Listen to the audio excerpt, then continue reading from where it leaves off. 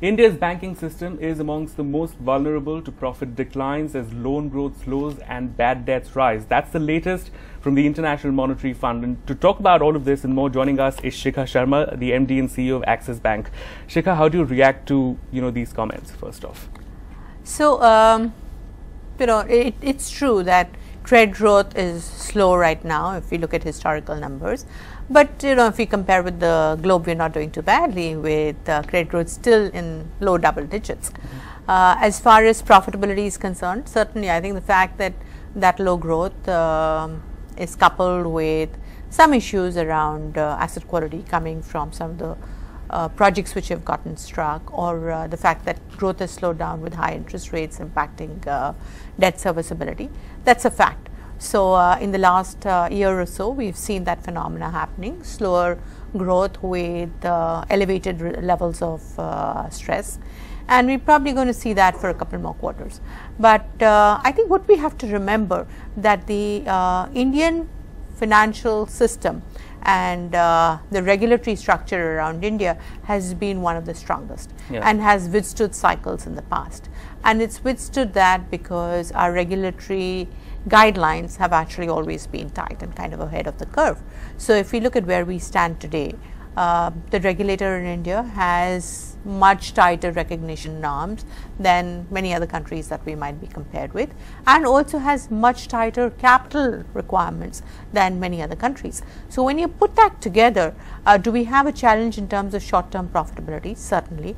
Do we have a challenge in terms of strength of the banks? I don't think so, because the regulatory structure, both in terms of recognition and capital, provides a lot of support as far as the banking system is concerned. And the second point that I'd like to make here is that if we move our vision from the short term to the medium term, then I think there's a lot of opportunity in the banking sector. But what the IMF has also said is that additional and more timely action is needed. And I think this is what the new governor, the Reserve Bank of India, also said, that stressed assets will need to be dealt with more creatively, and that sparked some talk about new bad bank and so on. Do you think that's a feasible option to go ahead with, and what's the sort of new creative expedient action that banks need to take to really tackle this head on? So, I think there are three things out there. Yeah. One is stuff that needs to get done in the real economy to help some of these projects that might have gotten stuck, or to get the right balance of growth and inflation targeting. And to be fair, I think we find a lot of government and policy makers focused on looking at what those problems are, trying to find solutions around that, whether it's the power sector or the road sector or the steel and commodity sector. I think government has spent a lot of time trying to understand what the issues are and trying to resolve some of those issues. And I think while we may all argue about pace, but directionally the government is doing things in the right direction. And actually, even on pace, I think there's been a lot of acceleration in terms of finding solutions. The coal supply issues got fixed. The government's trying to fix the distribution side, either through Uday or some kind of private participation on the distribution side as well. On the road sector, I think the ministry has done enormous amounts of stuff in terms of new investment in roads, trying to make old projects get unstuck, trying to make sure that we release payments where payments are stuck from the government, because that hurts the health of companies as well. So, there's a lot of policy initiatives. If we hear Dr. Patel's first monetary policy announcement, I think what is very welcoming there is the fact that RBI is recognizing that inflation targeting is an important objective, but growth cannot be ignored. I think we have to get growth back on track if we have to meet aspirations of our people, and if we have to have a healthy economy and a healthy banking system. So, I think there's a bunch of stuff that needs to be done around the real economy, so to speak. And then there's stuff that needs to be done around resolution.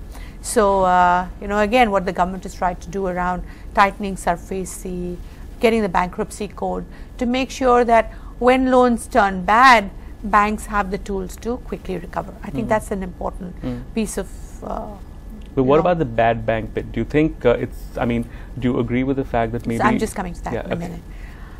So those are two things. One is the real economy, two is resolution, and the third is differentiating between projects which are viable and projects which are not viable. Yeah.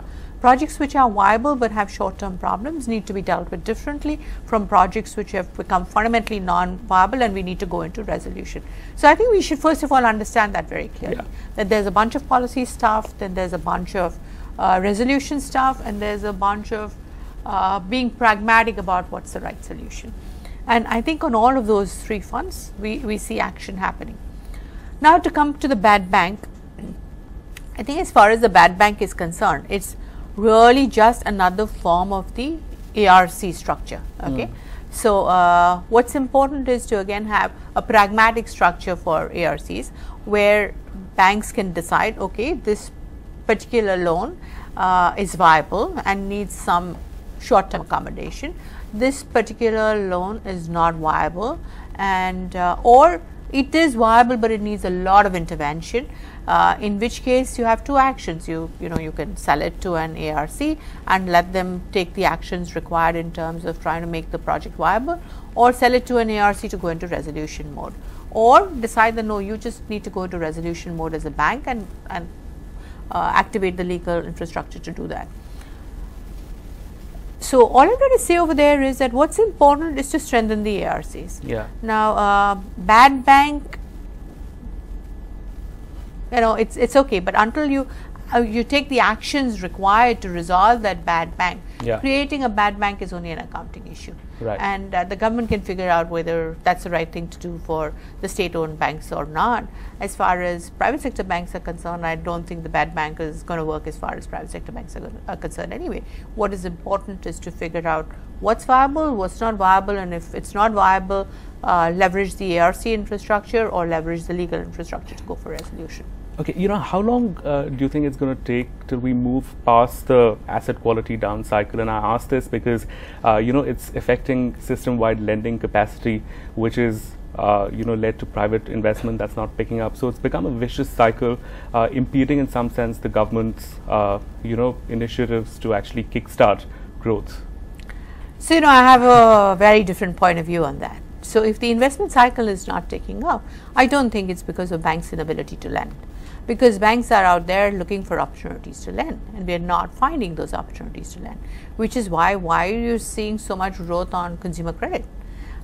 Because banks, and why you're seeing competition in some of those segments. If it was that banks on the corporate side, right? On the corporate side, there's no demand, Nikhil. And so we have to resolve the real economy issues on why is there not demand for private investment. Come back and tell me, please, that here's a list of 10 projects who wanted funding and didn't get it from the banks. Is it that there is no demand for private investment, or is that there's no supply of credit?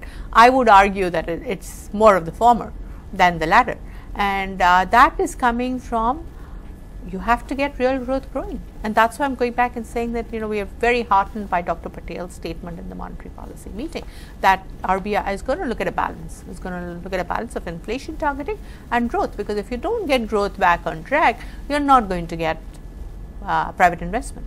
Okay, since you've alluded to what Dr. Patel did with the policy twice, I'm going to ask you, do you believe there's a perceptible shift in the new governor's stance as opposed to what Dr. Rajan was proposing? Do you think this is, he's being admittedly dovish? It's too early to call. Yeah. So I think it's been only his first policy statement, but clearly there are two things that we liked a lot about that statement. One is the fact that there was a balance between inflation targeting and growth, which I think is the need of the hour. And two, there is pragmatism in terms of some of the policy targets. So inflation targeting, I think a bit more flexibility in that 4 to 6% range. And two is targeting of the right real return that savers need.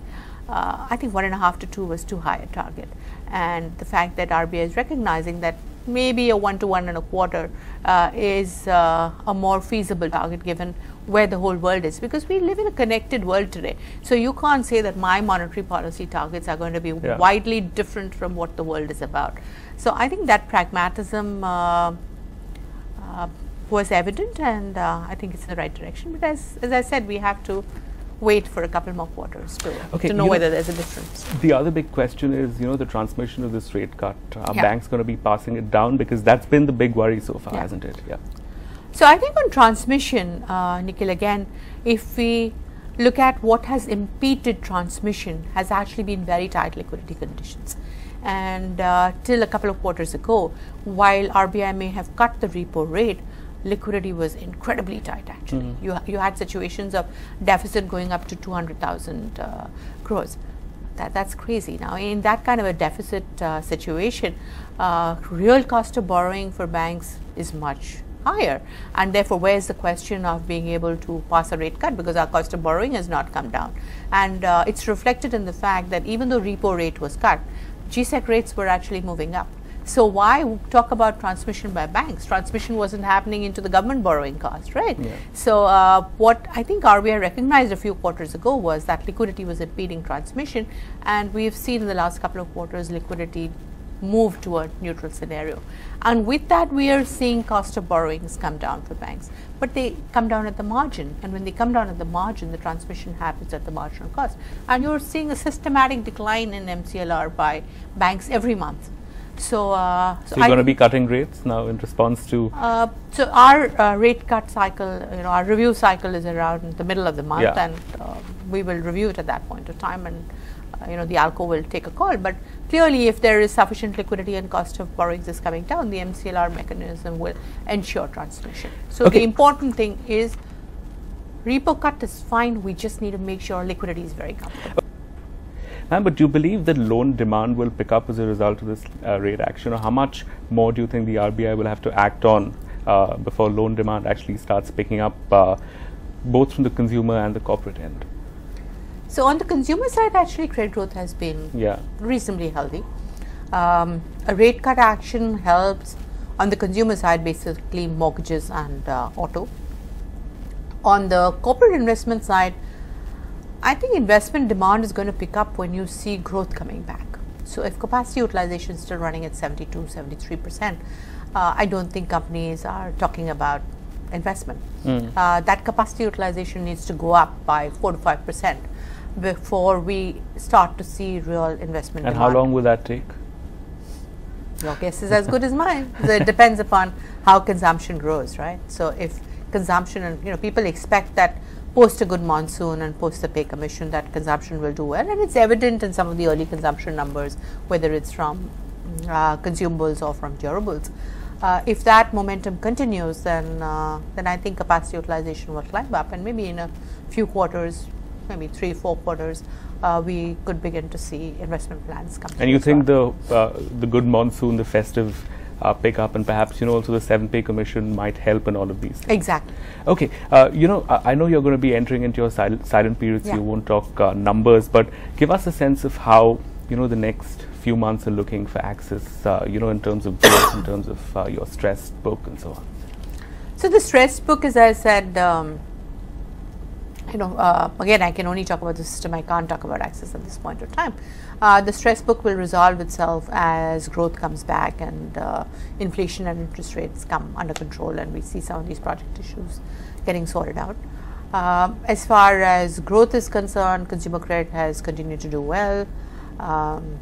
Corporate investment, we believe, is still a few quarters away. Axis continues to be in a good position from 2 perspectives. One is our capital position is strong, and it continues to be amongst the strongest capital positions in the banking system. And 2 is we have a much more balanced book today, both from a consumer credit and a corporate investment. So we have opportunities on both sides of the marketplace, and we would continue to mine those opportunities. Want to get in a word also on the big buzz around the Suti stake sale? Can you say something on that? I think you should speak to Suti. Okay, finally, the big theme at the conference here is digital transformation, and of course, that's something that's affecting banks quite rapidly as well. With the onset of the fintechs and so on. What is Axis doing, on that front? Are you collaborating with fintechs? How are you, sort of facing up to this new wave in the industry? So I think technology actually is going to do 2 things. One is enable us to change our internal processes to do more efficient and more controlled delivery of products to customers. And on the consumer facing side, it enables us to bring new products and solutions to consumers. And we're working at both ends of it. So we've automated a lot more of our processes over the last, and it's been a journey of more than 5 years now. So it's not something that we've started focusing on. Once the buzz has happened, we started on that journey at least 5 years ago. And on the consumer products offering side, we think mobile is going to be the way at least retail consumers interface with banks. So we're looking at functionality and convenience that we can offer customers there, and of course we partner with a lot of fintechs in bringing those solutions to the market. All right, ma'am, thanks so much for talking to us, and hoping to speak to you again soon. Thank you, Nick. Thank you.